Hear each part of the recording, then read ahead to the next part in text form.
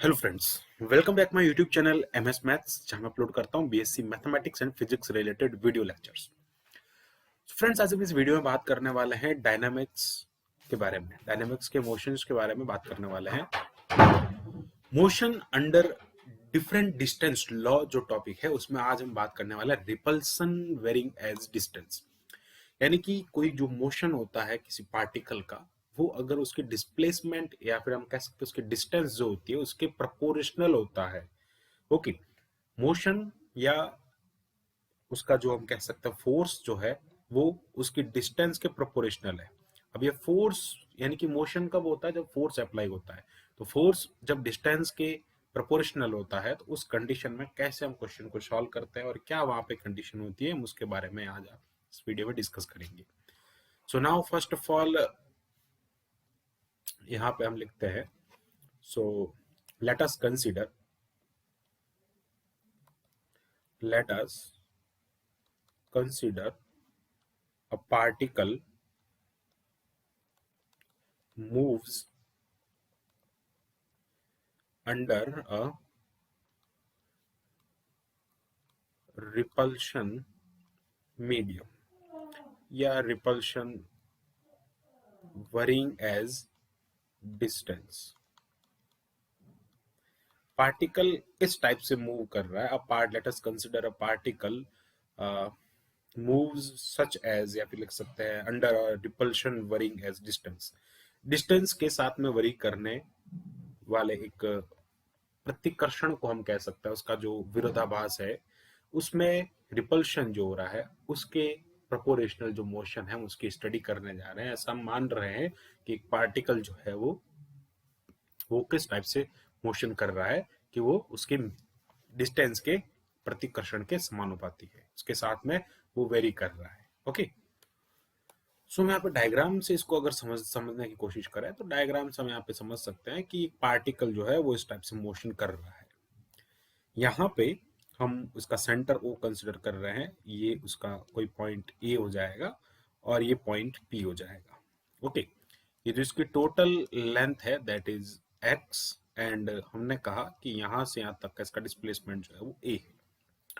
तो जो इस पे फोर्स अप्लाई होगा that is equal to the sorry that is the proportional to the force is proportional to the distance या displacement, इसकी जो टोटल डिस्टेंस है पी तक। यानी कि F इज इक्वल टू जो होता है वो ma होता है और ये हो जाएगा x, and then we can say that m a that is acceleration, तो d2x upon dt square that is proportional to x। And जब प्रोपोर्शनल हम हटाते हैं तो we can write as m d2x upon ये हो जाएगा dt square is equal to the lambda x। Okay, lambda x, and यहां से ये हो जाएगा d2x upon dt square is equal to lambda by M x. Okay, तो इस टाइप से हमने एक मोशन के फॉर्म में, हमने एक एक्सेलर मोशन की इक्वेशन को एक्सेलरेशन के फॉर्म में हमने लिख दिया है। This is our equation number 1, this is equation of motion. ये इसके अंडर जो ये रिपल्शन जो वरिंग कर रहा है विद डिस्टेंस, यानी कि दूरी जो है, डिस्टेंस जो है उसके समानुपाती प्रतिकर्षण जो हो रहा है, हिंदी में अगर मैं कहूँ तो दूरी के समानुपाती प्रतिकर्षण के अधीन जो गति हो रही है, रिपल्शन वरिंग एज डिस्टेंस जो मोशन हो रहा है, ये उसकी इक्वेशन है। Okay, equation of motion. Motion कैसी है? Motion under repulsion varying as distance, repulsion varying as distance की जो इक्वेशन है वो ये हो जाएगी। ओके, फिर हम बात करते हैं यहाँ पे कि जो ये जो इक्वेशन आई हमारे पास में, अगर मैं इसको इस एसएचएम से रिलेट करता हूँ, एसएचएम की इक्वेशन क्या है? हमने पढ़ा है एसएचएम की इक्वेशन। मैं यहाँ पे लिखता हूँ equation of SHM. Previous videos में हमने एसएचएम के बारे में पूरा डिस्कस किया है। अगर आपको वो वीडियो देखना है तो आप हमारे प्लेलिस्ट पे जाके बिल्कुल इजीली सारे टॉपिक वाइज वीडियो देख सकते हैं।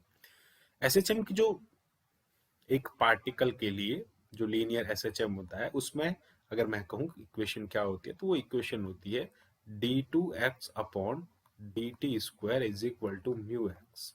सो this is equation number 2, and on comparing equation number 1 मैं यहाँ पे लिख देता हूँ by equation number 1 and equation number 2 that is mu is equal to lambda by M. So this is a relation. Okay, this is a relation between mu and lambda. Both are constant. Okay, ये दोनों क्या है? Both are constants.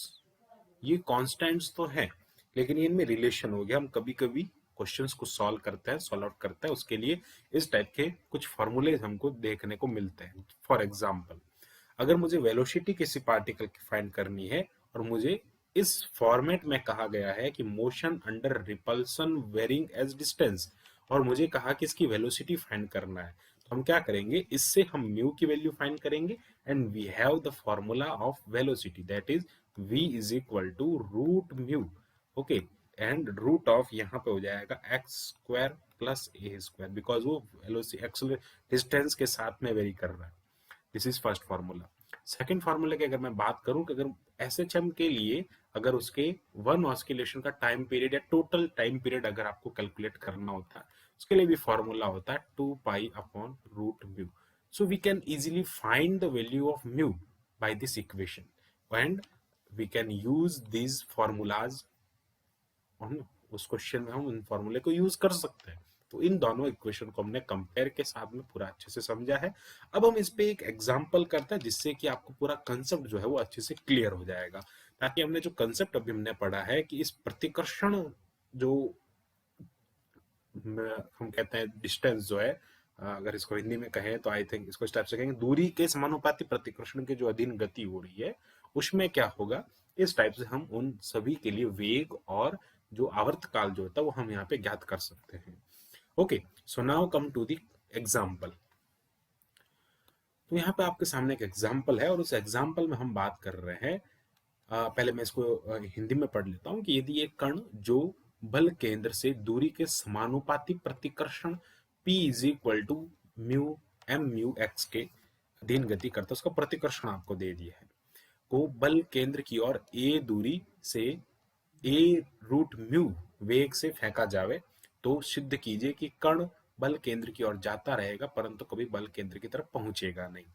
Actual में इस question में क्या concept मैं अभी आपको समझाता हूँ, लेकिन मैं एक बार इसको इंग्लिश में रीड करता हूँ। If a particle is throne toward the centre of repulsion, इस रिपल्शन से उस पार्टिकल को थ्रो किया जाता है toward the centre from a distance A distance से लेके, और वेलोसिटी जो है वो ए रूट म्यू है, prove that the particle which approach the centre but never reach it, centre की तरफ तो जाएगा, अप्रोच करेगा बट कभी पहुंच नहीं पाएगा, never reach it, never get to the centre.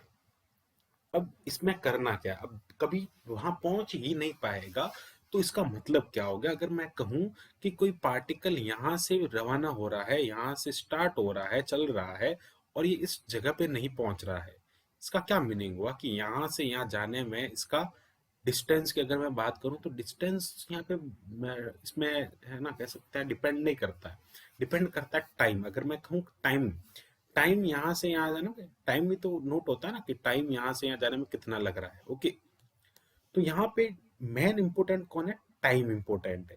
तो यहाँ से यहाँ जाने में अगर मैं टाइम को बढ़ा देता हूँ तो क्या होगा, वो पार्टिकल बहुत धीरे धीरे जाएगा, यानी कि उसकी तरफ तो जा रहा है लेकिन बहुत धीरे जाएगा। अगर मैं इस टाइम को ही इनफाइनाइट कर दूं, टाइम को ही इनफाइनाइट कर दूं, that means it can't reach to the centre, ये कभी सेंटर तक नहीं पहुंच पाएगा, उसकी तरफ है, उसकी तरफ उसके टूवर्ड है, लेकिन कभी वो सेंटर की तरफ नहीं पहुंच पाएगा। अपने को कुछ नहीं करना है इस क्वेश्चन में, सीधा सा टाइम फाइंड करना है और रिपल्शन आपको दे दिया है।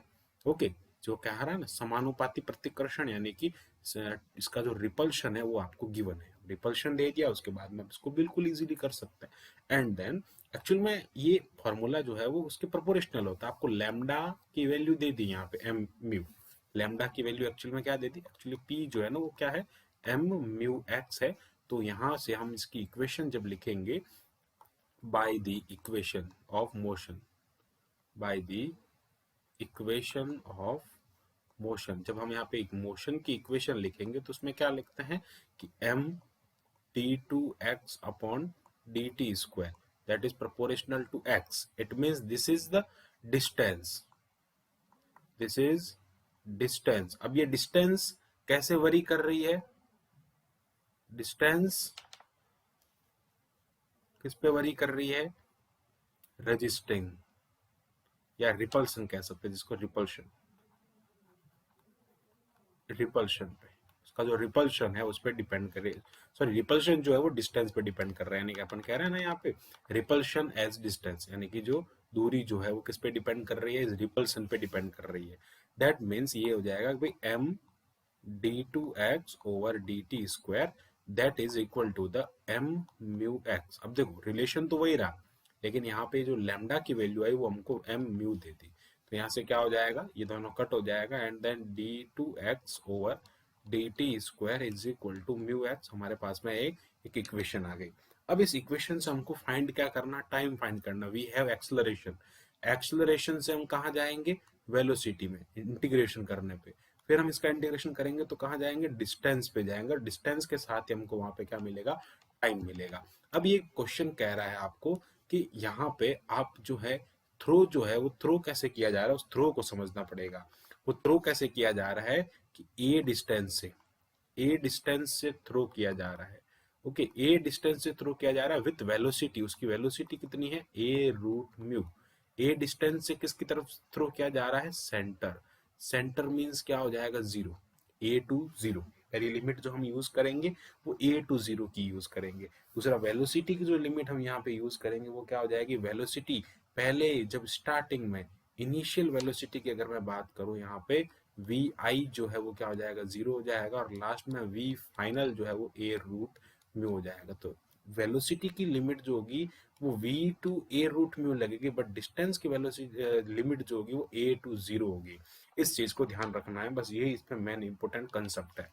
तो यहाँ पे बात करते हैं इसके कंसेप्ट के बारे में, और यहाँ पे इसका इंटीग्रेशन कर देते हैं नॉन इंटीग्रेटिंग। बट एक चीज ध्यान रखेंगे, कभी भी इंटीग्रेशन करना है तो इधर x है तो इधर t है, इसके t के रेस्पेक्ट में इंटीग्रेशन नहीं हो सकता। So we can write as, कैसे लिख सकते हैं हम इसको लिख सकते हैं dv by dt, and okay, dv by dt is equal to acceleration, so we can write as dv by dt on multiplying, okay, dv by ये हो जाएगा dt on multiplying dx by dx, so that we can write what is this, this is velocity, so v dv by dx। ये चीज जो होती है वो किसके इक्वल होती है, एक्सेलरेशन के इक्वल होती है। Then we can write v dv by dx and then ये हो जाएगा म्यू x। सो ये हो जाएगा v dv is equal to integration of, ये हो जाएगा mu x dx, so that we can write ये। अब यहाँ पे लिमिट अप्लाई करेंगे। ओके, सो लिमिट अप्लाई करेंगे तो लिमिट क्या हो जाएगी, मैंने आपको वेलोसिटी की लिमिट बताई थी, जीरो टू यहाँ पे क्या हो जाएगा, जब आप लिमिट अप्लाई करेंगे तो यहाँ पे क्या रख सकते हैं, ए रूट म्यू रख सकते हैं। या फिर अगर आप एक काम करें, लिमिट अप्लाई नहीं करते हैं तो डायरेक्ट क्या करें, यहाँ से इसकी लिमिट को यहाँ पे, इसकी लिमिट को यहाँ पे अगर आप 0 से v तक ही ले लें, एक बार वी एफ लिख दें या v तक ही ले लेते हैं, या v1 ले लेते हैं, जो भी आप लेना चाहें यहाँ पे ले सकते हैं। एक्चुअली ये इसके वेरिफिकेशन के लिए, अभी बताते हैं आगे कैसे हम डायग्राम समझ सकते हैं। एक बार चलो पहले डायग्राम को समझ लेते हैं फिर हम आगे बढ़ते हैं। तो एक्चुअली ये इस टाइप से, जैसा हमने ऊपर डायग्राम देखा उसी डायग्राम से रिलेटेड है ये। तो यहाँ पे क्या क्या हो जाएगा कि तो यहाँ पे आपके पास में आ जाएगा ये पॉइंट जो है वो O हो जाएगा, और ये हो जाएगा पॉइंट P, और ये हो जाएगा पॉइंट A। तो जो टोटल डिस्टेंस है that is x, total distance तो x हो गया, लेकिन ये वाली जो डिस्टेंस है यहाँ से यहाँ तक वो क्या हो जाएगी, x हो जाएगी, सॉरी A हो जाएगी। तो इस पार्टिकल पे जो इसका वेलोसिटी है ना वो ये हो जाएगा a रूट म्यू, और ये a रूट म्यू हम इससे प्रूफ करेंगे। एक्चुअली यहाँ पे a रूट म्यू है तो यहाँ पे कितना हो जाएगा, a root sorry x root mu होगा। ओके, इस पार्टिकल बिकॉज डिस्टेंस कितना x है तो ये हो जाएगा x रूट म्यू, यहाँ हो जाएगा a रूट म्यू। तो इसके लिए हमको क्या करना पड़ेगा, डायरेक्ट एक बार हम डायरेक्ट इसको सॉल्व करने की कोशिश करते हैं, डायरेक्ट करते हैं। तो ये हो जाएगा v स्क्वायर, और इधर लगा देंगे हम 0 टू x। इधर की लिमिट हमने क्या किया, 0 टू x अप्लाई कर दिया, और यहाँ पे हो जाएगा 0 टू v। अब ये हो जाएगा यहाँ पे म्यू बार आ जाएगा, and then x square by 2 हो जाएगा, इधर भी 2 हो जाएगा, and then 0 to x, then we can write as v square is equal to mu x square. Okay, 2 से 2 कैंसिल हो जाएगा, then v is equal to root of, अब प्लस माइनस दोनों आएगा तो root of mu x square हो जाएगा, then v is equal to plus minus x root mu. अब हमको क्या करना है, हमने क्या पढ़ा कि अगर हम किसी पार्टिकल में a टू o जाते हैं, टूवर्ड द सेंटर जाते हैं, जब भी टूवर्ड द सेंटर जाते हैं तो हम किसका कौन से साइन का यूज करते हैं, माइनस साइन का यूज करते हैं। और जब भी हम सेंटर से बाहर की तरफ जाते हैं, from centre to other point, तो हम वहां पे प्लस साइन का यूज करते हैं। बट अभी हम कहाँ जा रहे हैं, हमारे डायरेक्शन इस तरफ है, ए टू सेंटर की तरफ जा रहे हैं। यहाँ पे मेंशन किया ना क्वेश्चन में, सेंटर की तरफ जाता रहेगा, इसलिए हम क्या कर रहे हैं, सेंटर की ओर जा रहे हैं। तो क्या हो जाएगा, सेंटर की तरफ जाएंगे तो यहाँ पे हम क्या लेंगे, टेकिंग, तो यहाँ पे हम टेकिंग माइनस लेंगे, तो taking minus sign. Okay, negative को हम यहाँ पे लेंगे, तो नेगेटिव को जब लेंगे तो क्या हो जाएगा, velocity v is equal to minus X root mu हो जाएगा। ओके, अब ये रूट एक्स रूट म्यू हो गया। तो अब आपको क्या फाइंड करना है, वैसे तो t फाइंड करना है। तो मैंने कहा था a से हम चलेंगे v की तरफ, v से हम चलेंगे t की तरफ, यानी कि x की तरफ, और x से हम क्या फाइंड कर सकते हैं, x के इंटीग्रेशन से हम t फाइंड कर सकते हैं। तो ये हो जाएगा x और ये हो जाएगा रूट म्यू। अब x आ जाएगा यहाँ पे नीचे, तो ये हो जाएगा dx by X is equal to, यहाँ पे हम क्या लिखेंगे कि माइनस रूट म्यू, और ये आ जाएगा dt। तो आपको क्या करना है, dt के लिए आप लिमिट अप्लाई करेंगे 0 टू t। यहाँ पे लिमिट जो होगी वो a टू क्या हो जाएगी, यहाँ पे ए टू जीरो होगी, मैंने आपको पहले भी बताया था। अब जो लिमिट हम अप्लाई कर रहे हैं वो कहाँ से जा रहा है, पार्टिकल यहाँ से खड़ा था, पार्टिकल यहाँ आ गया, इट मीन्स यहाँ से स्टार्ट होने पे इस पी पॉइंट पे आ गया। कौन से पॉइंट पे आया, पी पॉइंट पे आ गया, तो उसकी वेलोसिटी हो गई ए रूट म्यू। अब ए रूट म्यू से वापस वो सेंटर की तरफ जा रहा है, ठीक है, पार्टिकल यहाँ पे भी हो सकता है। तो मान लेते हैं यहाँ तक की डिस्टेंस अगर मैं बी लेट करता हूँ तो वो बी रूट म्यू हो जाएगी। सी लेट करता हूँ, अगर यहाँ पे आने पे उसकी डिस्टेंस जो है वो ये डिस्टेंस सी हो जाती है तो सी रूट म्यू हो जाएगी। लेकिन कभी भी वो जीरो पे आके जीरो रूट म्यू नहीं होगी, को ऐसा प्रूफ करना है।